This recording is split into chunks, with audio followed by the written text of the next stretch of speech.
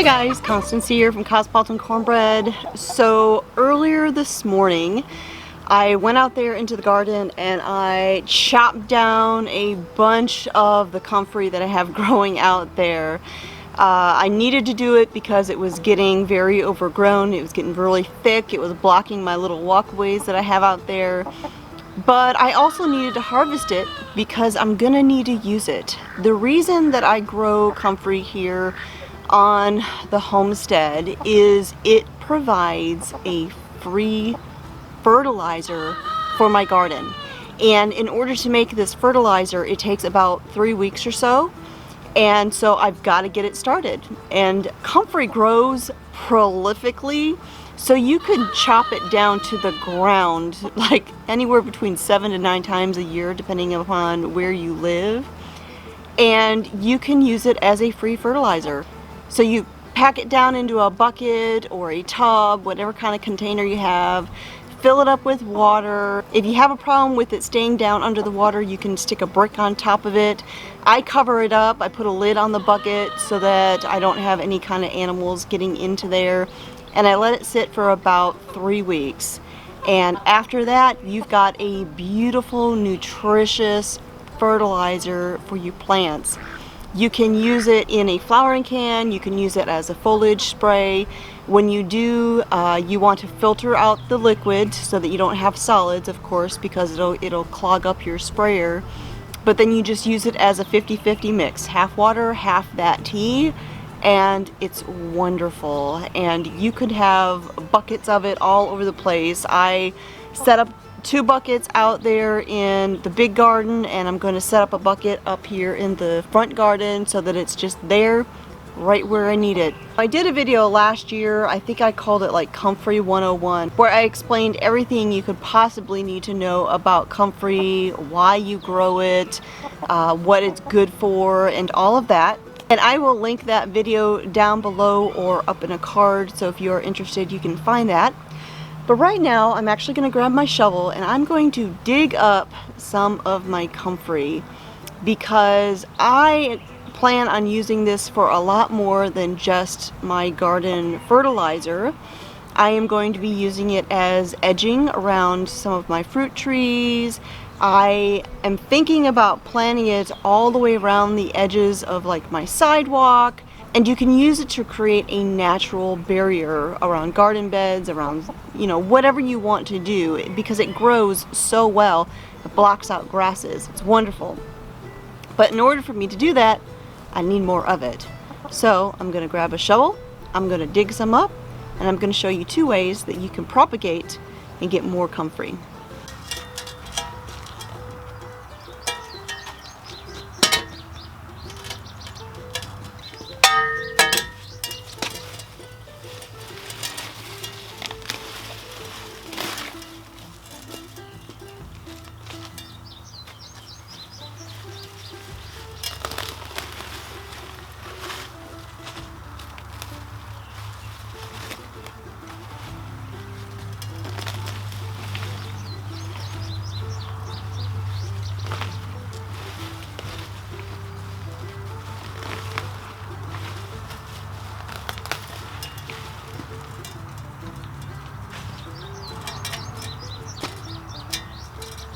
Alright, now the comfrey that I'm going to dig up is this one right in here.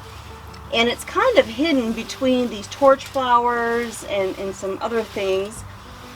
And I'm going to go ahead and dig up as much of it as I can. But even though I'm going to dig up the vast majority of it, there's a very good chance it'll come right back. Maybe not this year, but I'm sure I will end up seeing comfrey here again.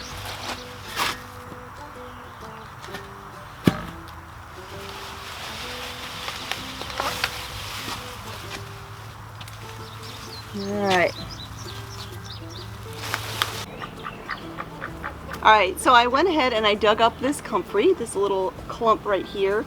And there's generally 2 ways that you would propagate more plants from this. And one of them is pretty straightforward, just like you would thin out irises or any kind of bulb sort of flower or plant. You can just take something and cut apart the sections, and you don't have to be too terribly gentle with this, like this. And actually, even this you could break up into more sections and plant all of these and have more comfrey plants. The other way, which will give you even more comfrey plants, is to look for one of these, one of the tap roots. Now, comfrey can actually grow a taproot that's up to 8 feet long. It could go 8 feet down into the earth. And when you plant comfrey, you want to make sure that you're planting it in a place that it's okay for it to be. Because say you put this in your garden along your walkway, if you come back and you till or you dig or you do anything near that comfrey and you nick the root and you break a piece off, wherever that little broken piece is, you will now have a new comfrey plant. Earlier in the spring, I actually nicked my comfrey out there in the garden with the garden fork when I was aerating the soil, and I have a brand new little comfrey plant growing about a foot away from all the rest of the comfrey, which is fine. I'm okay with that. But just be aware of that. If you plant it someplace and you change your mind later, it might be too late, because if you leave even a little piece of this root down in there, you're going to have more comfrey coming back. So the other way of propagating more comfrey, like I said, find a good sized root, take some snippers and cut these into about 1-inch pieces. Now, the thicker the root, the better, of course, but I have found that even skinny little ones will grow more comfrey. So I'm just going to take these root pieces,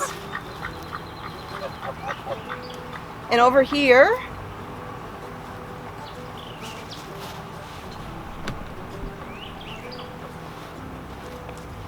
and right here I have a flower box filled with potting soil, and I'm going to take all of these little pieces and I'm just going to stick them down in the soil. And I don't worry about spreading them too far apart. I just put them a couple inches apart because they're not going to stay in this soil for long. Once they start coming up, I'll transplant them and put them wherever I want the comfrey. So that is it. That is how easy it is to propagate more comfrey.